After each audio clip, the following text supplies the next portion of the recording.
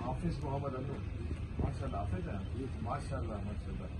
اچھا وہ ایک درخواست کرنی تھی آپ سے. میں سر آپ تصویری میں باتیں کر رہے تھے. ہاں ماشاء اللہ بس وہ درخواست ہے آپ سے عرض ہے کہ یہ ساری وہ اسرائیل سے تعلق ہے. تو اسرائیل نے اس وقت فلسطینیوں جس طرح انہوں نے معاملات کیے ہوئے ہیں، جس طرح مسلمانوں کو شہید کرے، انہی پیسوں سے وہ یہ ہمارے اوپر استعمال کر رہے ہیں. جی تو آپ سے درخواست ہے کہ ان کو ہم مسلمان مل کر سب اگر بائیکاٹ کریں گے تو بہت بڑا ان کو نقصان ہوگا اور ہم نے نقصان پہنچانا ہے. اچھا ہم یہ صرف آپ سے بات نہیں کر رہے ہیں، الحمدللہ اس وقت پورے پاکستان میں مہم جاری ہو گیا ہے کہ ہم اپنے مسلمان بھائیوں کو جا کے ریکویسٹ کر رہے ہیں، اور وہ ہم سے پہلے بھی تیار موجود ہیں. ان کا ذہن بھی یہی ہے، بس وہ یہ ہے کہ سستی قائلی یا کچھ بھی سمجھ لیں اس کو.